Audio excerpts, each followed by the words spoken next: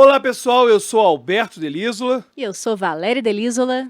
e você tá no Delísola Cast, o podcast em que eu, Alberto e Valéria falamos sobre coisas do cotidiano, assuntos acadêmicos, enfim.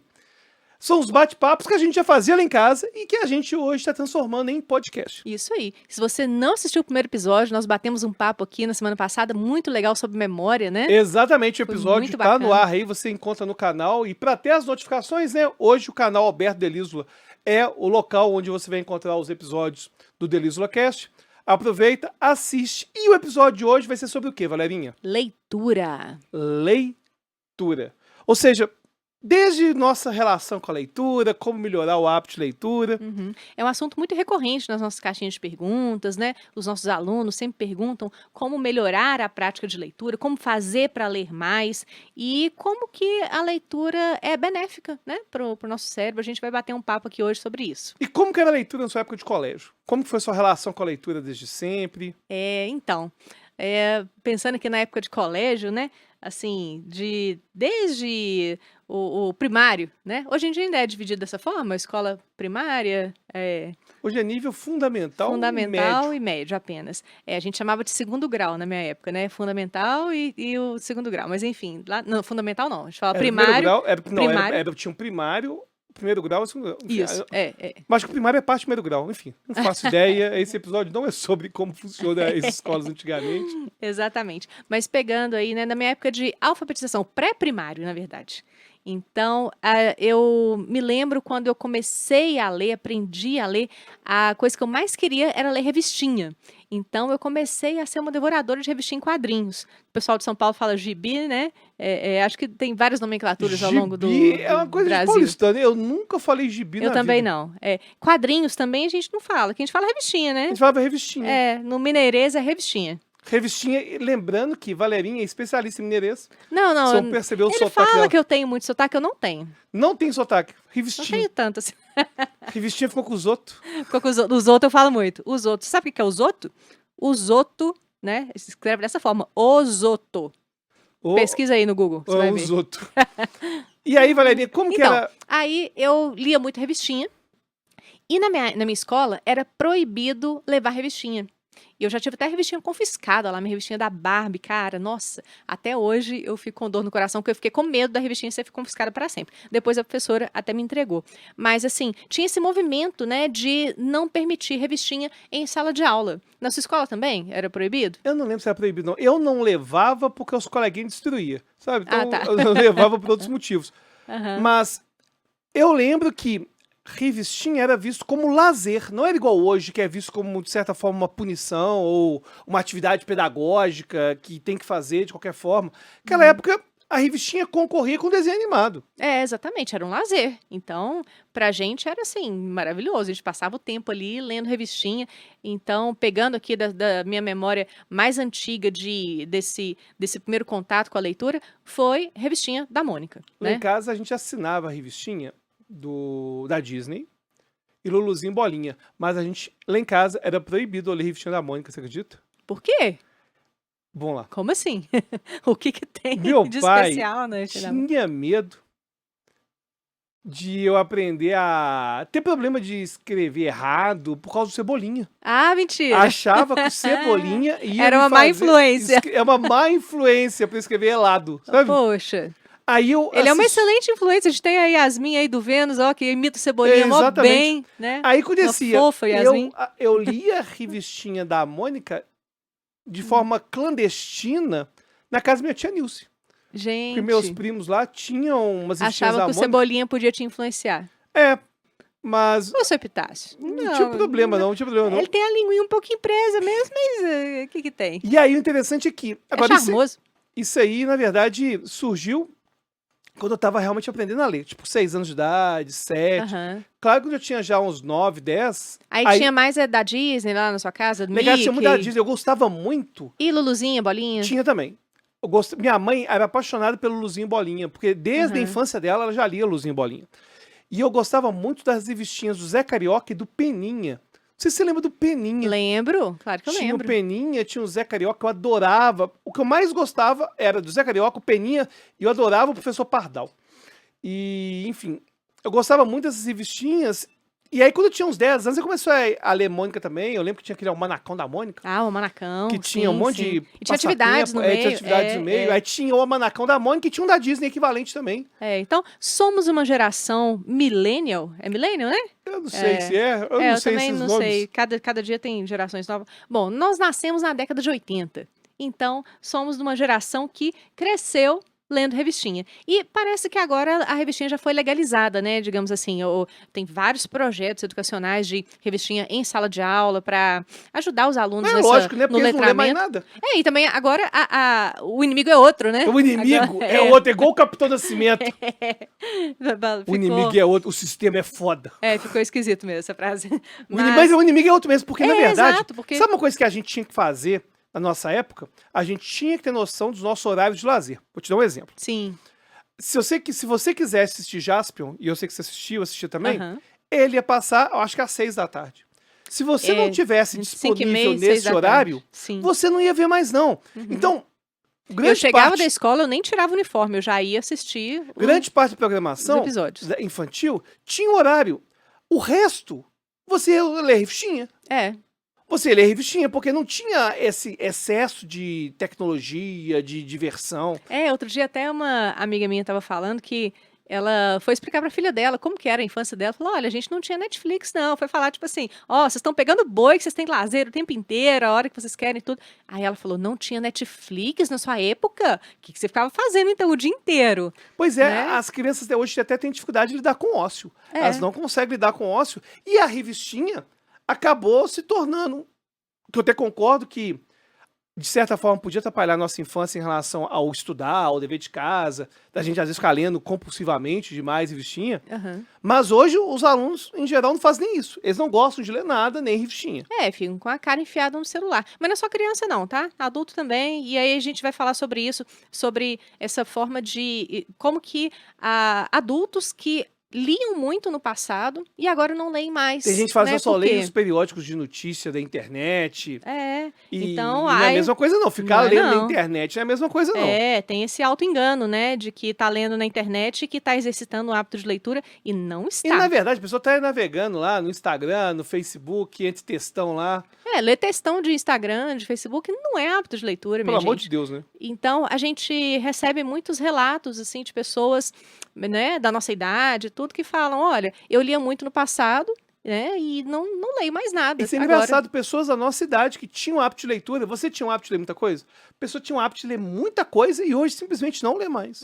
Pois é. E aí a gente queria falar também, né, um pouquinho sobre isso, e sobre a leitura imersiva. Aquela leitura que é um lazer, né? Ela tem que ser vista como um lazer, como algo para você distrair, um hobby. E aí por isso que eu sempre falo da leitura da ficção. Nós vamos falar de vários tipos de leitura hoje, mas a ficção especificamente, eu gostaria de falar sobre ela, porque quando você lê um livro de ficção, você está viajando ali, né? Você nem vê o tempo passar. E nós temos até pesquisa sobre isso, né? Tem um artigo que foi publicado na Brain Connectivity, que foi feita pela Emory University, em 2013. Vou até pedir para o pessoal da produção colocar aí na tela um gráfico. Esse estudo foi feito com um livro de ficção, né, que é esse livro que está aí, que chama Pompeia, né, do Robert Harris, que foi feito o seguinte: pegaram um grupo de pessoas que foram avaliados por 19 dias, foram monitorados por 19 dias. Vocês podem ver aí no gráfico que nos 5 primeiros dias não teve nenhuma leitura, né? Até chamaram no artigo, usaram o termo wash-in, né, que é essa limpeza, né, do cérebro para depois começar esse processo da leitura. Depois desses 5 dias, começou uma jornada de 9 dias da leitura dessa ficção.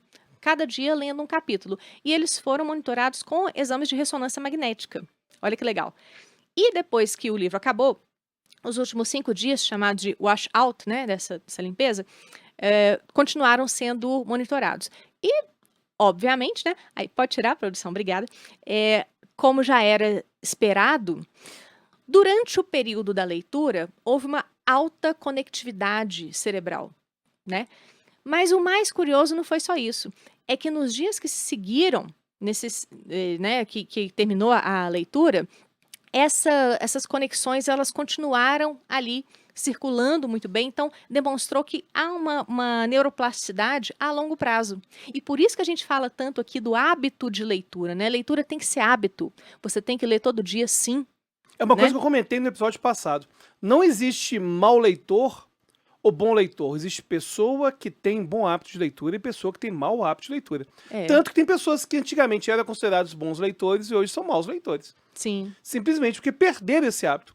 E eu gosto muito de você falar ficção, porque, em geral, a ficção requer mais da nossa concentração do que a não ficção. Sim. Pega, por exemplo, o livro de divulgação científica, sei lá, Rápido e Devagar, Duas Formas de Pensar, que é um livro que eu gosto muito e tudo mais. Ou um livro de divulgação científica do Stephen Hawking. Quando a gente tá lendo não ficção, a gente não precisa entrar num mundo tão novo. Então, é diferente da consideração que você precisa para ler Game of Thrones, por exemplo. Sim, sim. Eu recentemente comecei a ler, a gente viu o filme, né, Duna. Falei, pô, vou ler. Cara, se você não tiver concentração, você não consegue ler, não. Porque vai falando de todos os povos, de todos os planetas, as jurisdições, os problemas. Se você não se concentrar bem, você não consegue prestar atenção. E aí tem gente que hoje só consegue ler ou coisa do trabalho, ou até textos mesmo... curtos. Oi? Textos curtos. Textos curtos, ou até mesmo coisa do trabalho, achando que, o advogado que todo dia tá lendo a Constituição Processo. lá, e processo, que aquilo é hábito Isso não de é leitura. hábito de leitura, Não, isso não é hábito de não, leitura, não. A gente tem que pegar e começar aos poucos. É, e já aconteceu, inclusive, de eu recomendar livros para as pessoas e as pessoas me falarem assim: mas eu não consegui concentrar. Nas primeiras páginas eu já fiquei com sono, eu não quis continuar, enfim. Porque, de fato, se você está nesse período aí, como mostrou lá no gráfico, né, esses 5 dias anteriores à leitura, que as ressonâncias magnéticas mostraram que não havia tantas conexões assim nessa área da leitura e tudo mais. Várias conexões, né, cerebrais, e você está com o cérebro, digamos, preguiçoso ali, você vai ter um trabalho maior para entrar no estado de concentração. Agora, se você já tem o hábito de leitura, de ler um pouquinho todo dia, o seu cérebro já está acostumado com todas essas conectividades, né? Então, o que foi muito interessante desse artigo é que ele destacou esse papel potencial da remodelação e do reforço dessas redes neurais que, né, para educação e até mesmo reabilitação cognitiva, né, Eu são acho muito que, interessantes. se você pensa, por que as pessoas hoje não estão gostando de ler? Eu acho que, em parte, por conta de tecnologia, notificação, essas recompensas rápidas, né, que a gente tem com os aplicativos. Mas tem outros dois culpados aí. Um culpado são os pais, porque criança aprende com exemplo. Exatamente. Não existe isso do pai que não lê nada e a mãe que não lê nada querer que o filho leia bem. É. Primeiro é o pai e o segundo é a escola. Escola, ela é horrível para essas questões. Por exemplo, você está na escola. Eles vão te dar um livro para você ter que ler e fazer uma prova. Quando, por exemplo, eu tô assistindo X-Men 97, que é a série nova aí que surgiu de animação dos X-Men. Gente, eu tô assistindo, não tem preocupação de fazer uma prova, de ter que ser arguído. E se eu tivesse, a experiência ia ser horrível. Como que eu vou mergulhar nesse universo tendo que realmente... E muitas vezes passavam livros que não tinham nada a ver com o universo da criança e do adolescente. Eu lembro ali, que né? eu fui me falar pra ler senhora. Não, né, beleza, tem que ler os clássicos, claro, mas, assim, a forma como é colocado não é legal, Não, mas né? E não tem que ter uma preparação. Tem O que ter uma adolescente não preparação. tá preparado pra ler senhora. Exato, exato. O Harry Potter foi uma grande revolução para a leitura infanto-juvenil, né? Em vez das escolas aproveitarem essas leituras aí que... Algumas escolas até aproveitaram, de certa forma. Harry Potter, ele fez muito mais pela educação brasileira que Machado de Assis. E eu Poxa, não tenho que dúvida nenhuma. polêmico! Não, eu não acho polêmico, Olha! não. É claro, gente, vamos lá. Às vezes chega o cara lá, o inteligentinho, né? Não tem como comparar a qualidade. Bom, se você pensa na qualidade em termos técnicos, em termos de linguagem, é claro, Machado de Assis é muito mais denso que Harry Potter, pelo amor de Deus, né? Mas se você pensa, qual que é o papel da leitura? Qual que é o papel de alguém que escreve um livro? E ainda mais pro adolescente, que a escola tem o papel de fazer ele gostar de ler, né? Não Você a escola, tem- né? A família e tal, mas... Você tem que fazer ele gostar de ler. Não, e eu acho que a escola, ela, em certa forma, tem responsabilidade nisso também, porque se a escola usa a leitura para punição, Aham. Mas tem gente que usa biblioteca como lugar de castigo. Sim, eu já trabalhei em biblioteca e eu era o terror lá da biblioteca quando eu era jovem, né? Quando eu cheguei lá, tinha professora que queria colocar o menino na biblioteca de castigo. Falei, não, aqui não. Aqui é um lugar dele aprender a ler, a gostar de ler.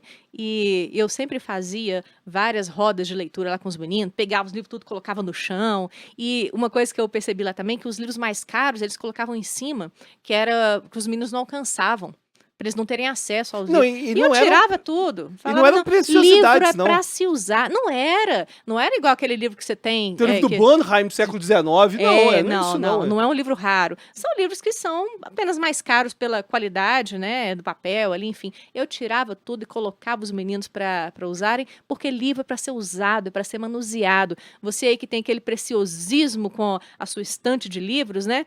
Olha, Tudo em ordem alfabética. em ordem alfabética, eu costumo desconfiar quando eu chego em casas, assim, locais que a gente vê aquela estante em perfeita ordem. Biblioteca de casa, que os livros estão tudo Eu arrumadinhos penso demais. assim, estão todos ninguém arrumadinhos lê demais. nessa casa, né? Ah, geralmente não lê, não. A nossa biblioteca é toda bagunçada da porque nossa casa, às mas vezes a você gente tira livro, coloca livro, tira livro. o vai tempo ficar. inteiro, o tempo inteiro. Então, o livro é para ser usado. Eu escrevo em livro. Se o livro é meu, eu comprei, eu vou escrever, eu vou colocar anotações, post-its, né? Enfim. Mas você falou aí de escola e eu me lembrei aqui de uma situação que eu vivi na escola quando eu tinha tipo uns 14 anos, que foi a época em que eu comecei a ler Paulo Coelho e eu amava Paulo Coelho, sabe? Eu li todos os livros dele. E aí eu tinha lido, o primeiro que eu li foi Valquírias, depois eu li, né, As Valquírias, eu li Diário de um Mago, eu estava no Alquimista, que devia ser o meu terceiro ou quarto livro do Paulo Coelho. E eu estava com ele na sala e a professora de português, você não vai acreditar, ela acabou comigo ali, ela me viu com o Imagina. livro, e ela me xingou, ela falou assim, que absurdo, lendo Paulo Coelho, essa literatura de quinta categoria e tal, e começou a me descascar, e eu, como assim? Eu fui ficando acuada, eu sou filha de professor, então eu fui muito ensinada a nunca responder o professor tá sempre certo e tudo, e eu fui ficando ali submissa naquela coisa, e aí ela xingou tanto, né, e eu adorava ler Paulo Coelho, comecei a ler escondido. Eu colocava assim no meio dos Absurdo. outros livros. E olha que irresponsável, porque ela poderia ter feito com que eu detestasse ler a partir dali. Porque se o livro que eu mais gostava eram os livros do Paulo Coelho, e aí eu não achasse graça nos outros livros, eu ia acabar desgostando, perdendo o hábito de leitura, né? Uma adolescente de 14 anos que está ali Você em hoje é formação de apaixonada caráter. apaixonada com a leitura, apesar da escola. Aliás, É. das pessoas que eu conheço que mais lê Valerinha. Valerinha tanto, tem um não. hábito de leitura, assim, Razoável, mas- sinistro. É razoável, 80 Não. livros por ano. É o hábito, assim, sinistro. E você ama ler, apesar da escola. E minha leitura é muito eclética, né? Eu leio de tudo. Igual meu pai. Meu pai também, você falou aí dos pais, né? Serem exemplos. Meu pai, a sua mãe também lê muito. Minha Então a mãe gente é sinistra aprendeu. E a sua mãe gosta de livro sangrento. Né? As indicações que eu pego com sua mãe são assim. Cara, o livro da minha mãe é o seguinte: se Stephen passou. King, que sai degolando Tem pessoas. 10 páginas, não morreu 10 pessoas, minha mãe, esse livro tá bem fraco. Ela é desse jeito. Mas, então, sobre essa questão da escola, né? Aliás, o Paulo Coelho, vamos voltar a falar de Paulo Coelho aqui, porque ninguém fala mal de Paulo Coelho aqui nesse canal, tá? Eu amo Paulo Coelho e, assim, ele é muito injustiçado pelos acadêmicos, né? Eu sou acadêmica e eu tenho muita birra desse preconceito acadêmico, sabe? E aí, no geral, os acadêmicos falam muito mal de Paulo Coelho e é o cara que é o mais traduzido no mundo, sabe? Não, eu vou dizer Passa uma de coisa Stephen simples King, aqui, ó. enfim. Eu gosto muito das músicas de Gilberto Gil, Aham. mas não dá pra comparar o impacto em termos de literatura que Paulo Coelho teve no mundo Uhum. com o impacto relevante de Gilberto Gil. Sim. Você E pode não ir em teve. qualquer lugar no mundo e perguntar sobre Paulo Coelho, as pessoas vão saber quem é. Né? No mínimo é alguém que sabe contar boas histórias. Exatamente. Então, tem aquela crítica lá que o pessoal faz, mas ele copiou histórias do Oriente, tudo, não sei o quê. Aí é outra crítica, entendeu? É outra questão. Não, e outra Você coisa falar também que essas histórias são todas reinventadas. Se pegar Avatar, o Avatar foi Pocahontas. E o Pocahontas... Esses mitos, essas fábulas são reencontradas há muito tempo. Sim. Aliás, vou até indicar aqui, a biografia do Paulo Coelho é excelente, O Mago. Nossa, maravilhosa. E aí é um cara que deveria ser mais... Não, e o que o pessoal não entende é o seguinte, o cara que começa a ler Paulo Coelho, Harry Potter, Crepúsculo, 50 Tons de Cinza, enfim, esses livros aí mais populares, vai chegar um momento que ele vai ler Dostoiévski. Vai chegar um momento que ele vai chegar no Irmãos Karamazov, Crime e Castigo, vai começar a estudar existencialismo, lendo lá O Estrangeiro, do Camus. As pessoas... Ou não. Nem se ele quiser ficar também só... Mas o ponto é que, o ponto que eu quero colocar é que todo mundo que gostou dos Irmãos Karamazov não começou com os Irmãos Karamazov. Não mesmo. Não começou. E é isso que o pessoal não entende. Exatamente. Você falou de Harry Potter, eu lembrei daquele caso que você me contou do menininho lá na UFMG. Eu vi um menino na UFMG, ele tava na sala de espera. Ele tava na época que os livros de Harry Potter saíam, não tinha em português ainda. Foi na sala de espera que você estava atendendo, né? No consultório. Eu tava atendendo lá no plantão. Na psicologia, né? E ele tava com um livro em inglês do Harry Potter, usando um dicionário para entender o que acontecia na história. Olha só. E é uma coisa que eu nunca vi na vida. Pequenininho, né? Tinha uns 10 anos de idade, coisa assim. Se um Harry Potter fez isso com essa criança... Olha a motivação que o menino teve de ficar procurando palavra por palavra no dicionário. E você perguntou pra ele, né, se ele sabe inglês? Eu perguntei, não. Ele falou assim, mas eu sei que aqui no dicionário eu consigo ver o significado. Aí ficava traduzindo o livro inteiro pra... Ficava traduzindo. Olha a motivação. E, enfim, então tem que aproveitar do universo da criança, do adolescente, para estimular a prática de leitura. E você aí que é adulto, que tá um pouco perdido, assim, tem muito tempo que eu não leio, não exerço essa prática da leitura, tem salvação, tá, minha gente? Você tem que descobrir qual que é o seu livro. Inclusive, qual que é o seu livro? Meu amigo Murilo Gun, ele fala um negócio que eu acho fantástico, que a gente tem que aprender a abandonar livro que a gente não tá gostando. Verdade. Às vezes a função daquele livro foi só a primeira página dele, você perceber que você não gosta dele. Só que a escola nos ensina que tem que ler até o final, mesmo odiando, porque a escola ensina que ler é horrível. Então é como se fosse um martírio, como se você tivesse que ser punido em relação àquilo. E aí, pegando esse gancho aí com o Paulo Coelho, isso que nós falamos, eu quero fazer uma pergunta treteira pra você. Poxa vida. Já vou jogar uma treta aqui, ó. Robertinho, existe livro melhor do que outro? Eu acho que a leitura e os livros, eles têm uma função. Falar que existe melhor do que o outro, eu acho que não faz sentido. Por exemplo, eu não tenho paciência para ler 50 Tons de Cinza, ou Crepúsculo, enfim, livros que fizeram mais sucesso com audiência mais feminina. Eu não tenho paciência. E mais jovem, eu não tenho paciência. No entanto, este livro tem a sua função, inclusive social. Então, falar de leitura, inclusive... Falar de livro bom, livro ruim, me remete a uma discussão interminável sobre se existe arte boa, arte ruim. A gente lembrar que o samba sofria, né, daquele preconceito por ser uma música popular. Não, o bom mesmo é a bossa nova. Da mesma forma que hoje, as pessoas que vivem nas favelas se entendem e se reconhecem no funk como uma expressão cultural... Será que aquilo não pode ser considerado arte? O jazz veio do funk, né? E todas essas exatamente. Então, se a gente não compreende o que é a arte, qual que é a função da arte, porque se a função da arte e do livro é tocar as pessoas, é se comunicar com as pessoas, é mostrar um outro universo, é claro que não existe livro bom, livro ruim. Agora é óbvio, por exemplo, se você pega... Vira o fiscal do lazer, né? Pelo amor de Deus, né? Como essa professora minha que veio você falar, pega, por exemplo, desqualificar. Dostoiévski. Todo professor de psicologia é apaixonado por falar de Dostoiévski e de Shakespeare. Por quê? São autores que, como poucos, conseguiram falar da personalidade humana. Então você pega, por exemplo, questão de transtornos, traços de personalidade, ambiguidade do ser humano, culpa, sentimentos assim intensos. Você não vai ver isso em outras literaturas. Não vai. Mas isso não significa que eu tenho que falar assim, não, mas tem que ler Dostoiévski. Não, pelo amor de Deus. A leitura, ela tem mais função do que simplesmente ser algo edificante intelectualmente. A pessoa que acha que leitura é só algo edificante intelectualmente é a pessoa que não lê para lazer. Ela não lê porque está gostando, ela lê porque está com aquela ideia de que está se punindo o tempo todo. É verdade. Agora, nós podemos dizer que tem livros que ensinam coisas erradas. Pois é, aí né? é outra coisa. Outra seara. Tem um livro, por exemplo, chamado A Biologia da Crença, do Bruce Lipton. Inclusive o cara PhD, doutor, que vai falar loucuras, ele vai falar do poder da gente alterar a nossa genética, alterar a nossa biologia, vai pegar o conceito que chama epigenética, que é um conceito real, e vai exagerar assim para níveis terríveis. Pô, esse livro eu já acho que é um livro que é um livro ruim, né?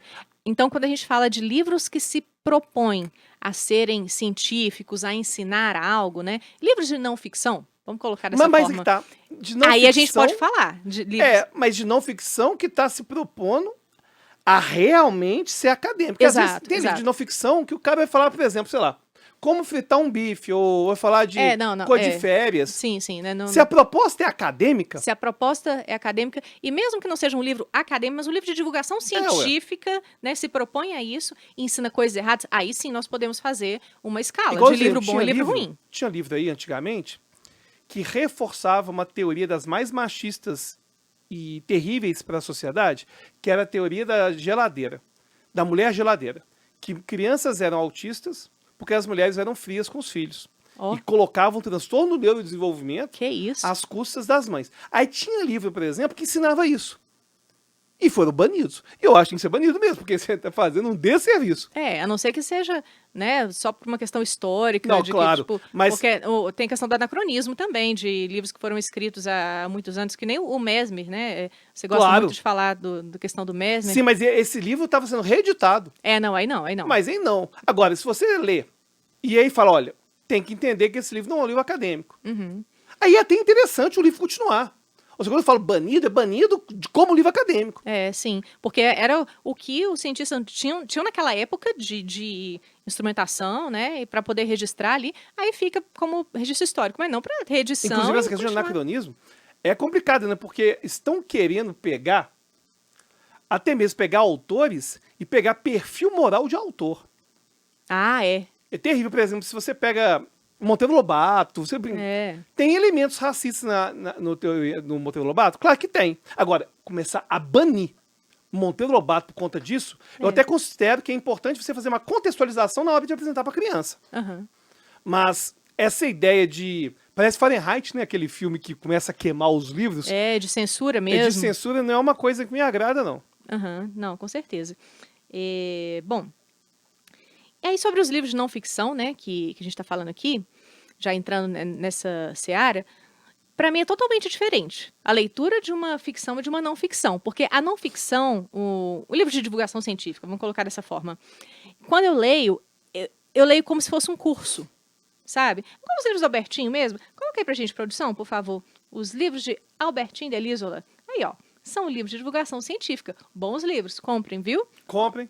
Vão ajudar na reforma lá de casa, tá? Aliás, o primeiro aí, ó, o Mentes Brilhantes, todos são um grande sucesso, né? Mas o Mentes Brilhantes foi um super best-seller, né? Figurou várias vezes na lista da Veja, né? Foram quantas semanas na lista da Veja? Umas 8, né? Ficou várias semanas como... Ele chegou a vender mais de 6 mil cópias uma semana. Mais de 6 uma mil semana. cópias uma semana. Sim, muita coisa.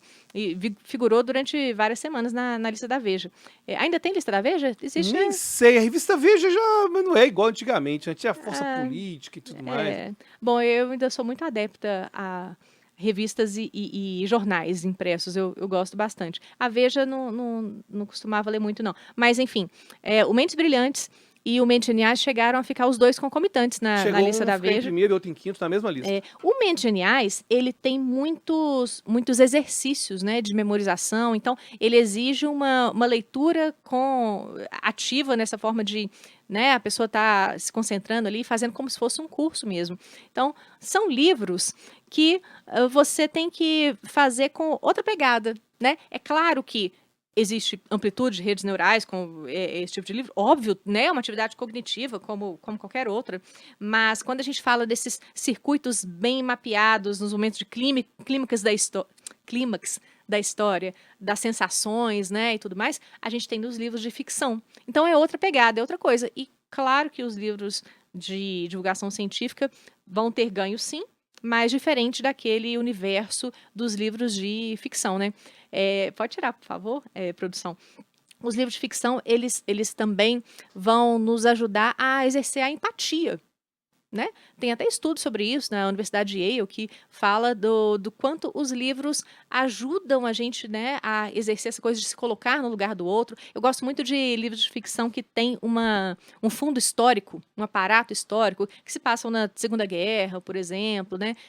Livros que, mesmo que os personagens sejam fictícios, mas que tem esse pano de fundo histórico, gosto muito, e isso estimula muito a empatia. A gente tinha até uma um projeto lá na universidade em que eu leciono, de Direito e Literatura, em que a gente pegava livros de ficção que tinham uma pegada jurídica e os alunos liam e faziam esses trabalhos, né, para sair um pouco também dessa leitura maçante acadêmica. Tinha um livro que eu li por sua causa, que eu sei que me indicou, Sob o Céu Escarlate. Ah, muito bom. Que fala sobre Segunda Guerra numa perspectiva diferente, né? Que é do Pino.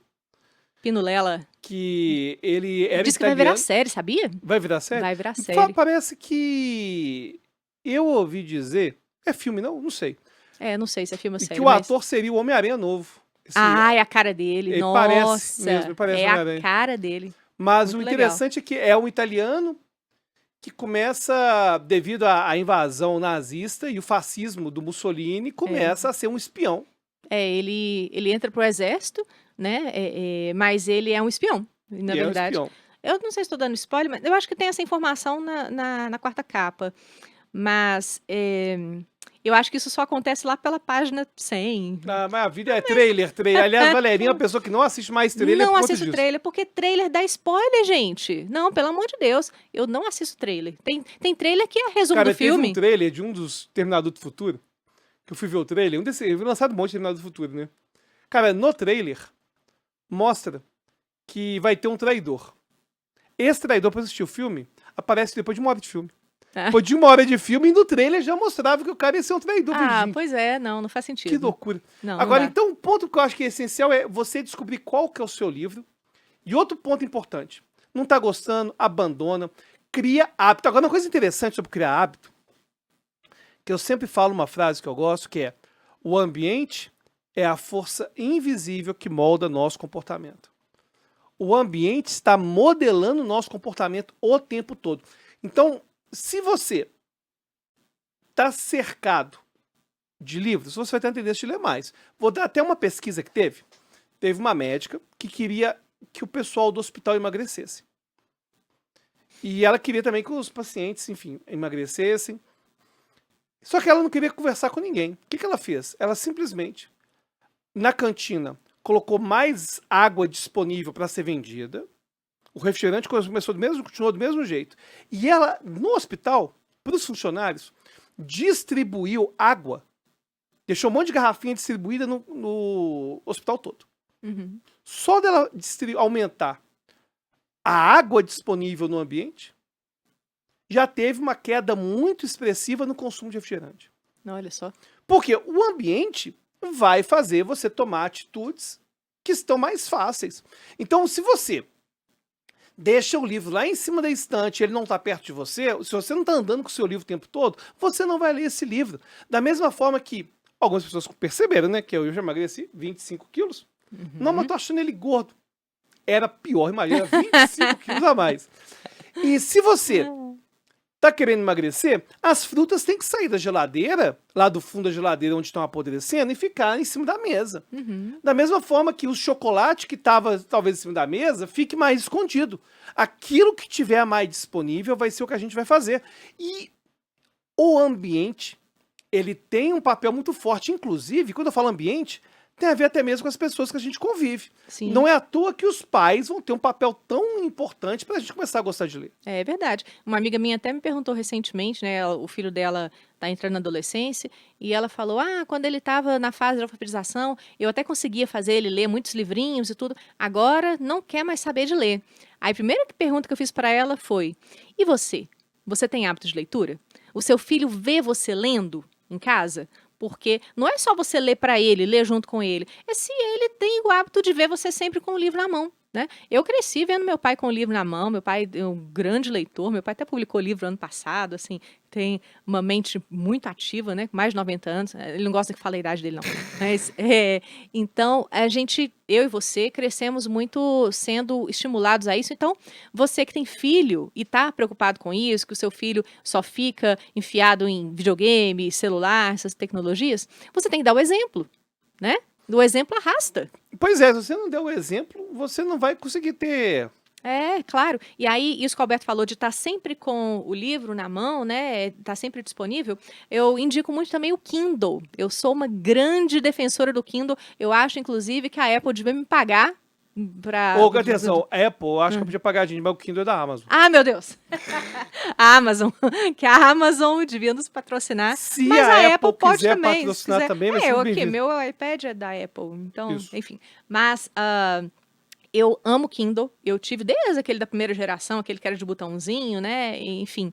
E por que que eu gosto muito do Kindle? Você anda com uma biblioteca ali na sua bolsa. Você viaja e não tem que ficar carregando aquele tanto de livros, né? Você pode levar o seu Kindle e a luz dele não incomoda como a luz do tablet, né? O tablet eu uso para o trabalho ali e tudo, mas para leitura eu gosto muito da luz do Kindle. Então eu já convenci várias pessoas a comprarem o Kindle e eu ando com o meu Kindle na bolsa o tempo inteiro, porque aí eu tô num consultório médico e tô ali aguardando para ser chamada, eu tô com o Kindle na mão, né? Um dia o elevador parou comigo e eu fiquei um tempão até ser resgatada lá.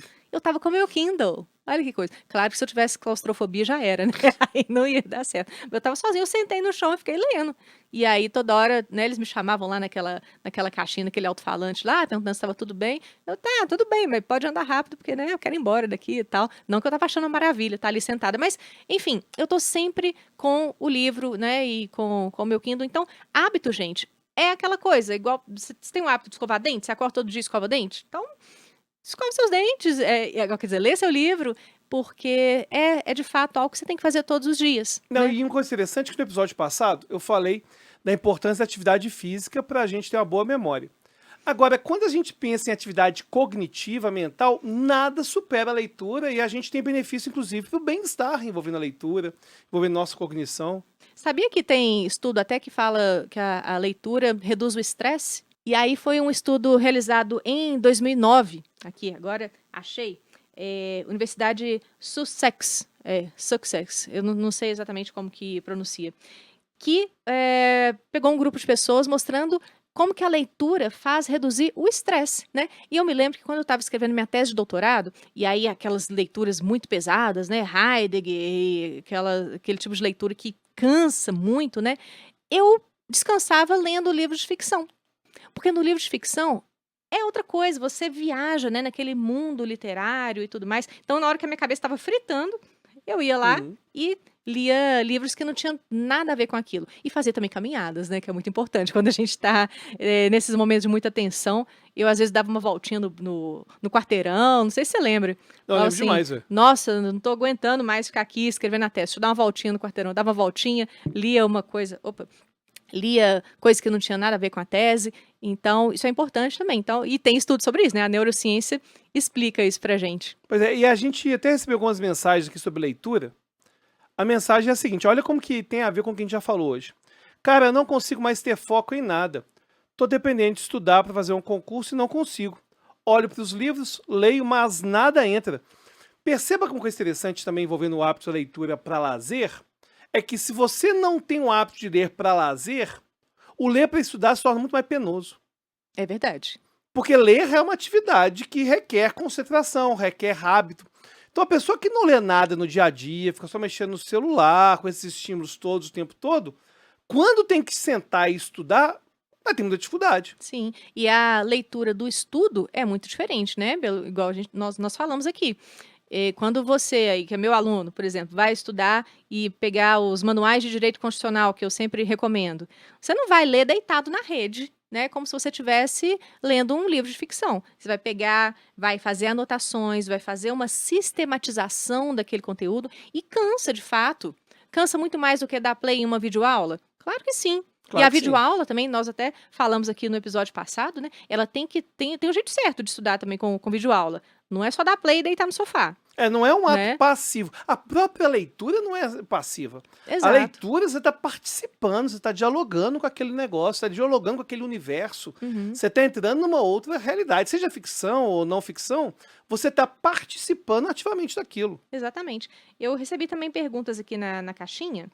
A Áurea perguntou o seguinte, aqui ó, dicas sobre leitura normal, o que indica para inserir na rotina? Ler todo dia um pouco?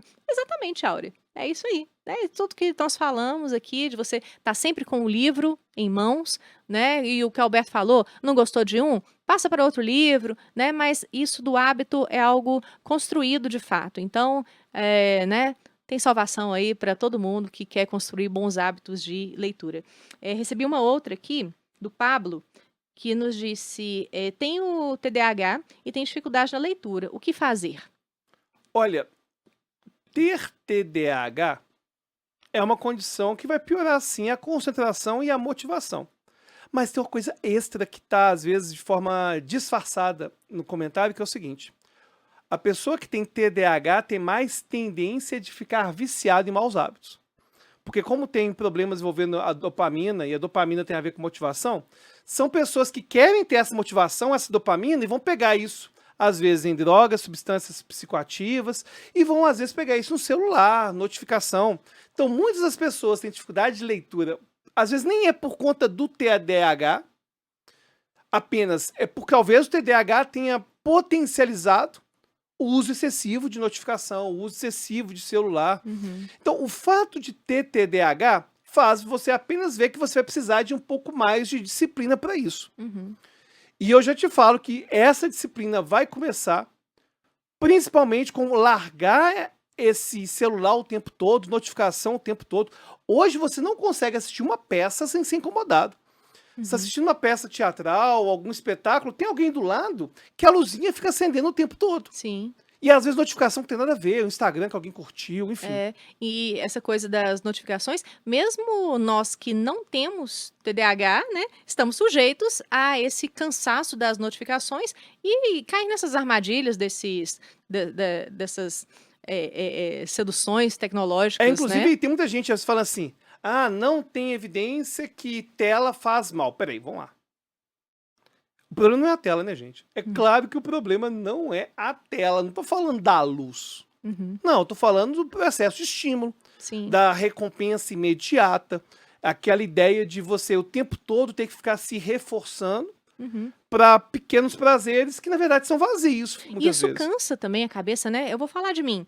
Na pandemia, todos nós, né, estávamos muito preocupados com aquela coisa de ter que acompanhar as notícias o tempo inteiro, em tempo real, se está saindo vacina, se não está, e o que o Bolsonaro falou, e o ministro da Saúde e tal. Então a gente entrou nessa paranoia, né? E eu também. E eu ficava atualizando os portais de notícia o tempo inteiro. Isso me dava um cansaço mental, sabe? Ainda estava assim em trabalho em casa, né? E tudo mais. Então, o que eu fiz? Assim que acabou a pandemia, para acabar com esse meu cansaço mental, eu assinei jornal. Comecei a assinar um jornal impresso, né? Então, acho que eu sou uma das poucas pessoas com menos de 80 anos que assina jornal. Estado de Minas. O estado de Minas, né? E aí, o que eu faço? Para não ficar, né, esse tempo inteiro com aquele tanto de aba aberta, lendo aquele tanto de notícia, de manhã eu pego o jornal, vejo ali todas as notícias que eu preciso saber, e eu tenho que estar sempre atualizada mesmo, né? Claro, né? Todos nós temos, mas eu sou professora de constitucional, então tem que estar muito atualizada na questão da política, principalmente, e tudo. E é claro que se tem alguma coisa em que eu preciso me aprofundar um pouco mais, aí sim eu vou pesquisar na internet, E a gente uma tem que decisão parar. do STF e tudo mais, mas aí também tem as notificações que eu já recebo no meu e-mail, mas então é uma forma de fazer uma limpeza também. Então fica a dica para você aí, E ó. a gente tem que parar com essa ideia de ter que ficar atualizado de tudo o tempo todo, 100% do claro, tempo. Não, claro. Isso aí. Inclusive, coisa interessante é que o ficar navegando no Instagram, no Facebook, é uma coisa meio passiva, né? Porque você não tá igual no YouTube selecionando. O negócio tá lá tendo uma certa. Tá tendo um certo rodízio do que vai ser apresentado e a gente fica cansado. E o que mais me incomoda é o seguinte: não é lazer igual um filme que me diverte. Não é lazer. Não é lazer. Não é videogame que me diverte. Não é. Mas ao mesmo tempo cansa muito. E não é edificante. Então, rede social é realmente complicado. Com certeza. Então, o que a gente queria mais falar aqui nesse episódio é da leitura por prazer, né? Exatamente, começar a exercitar.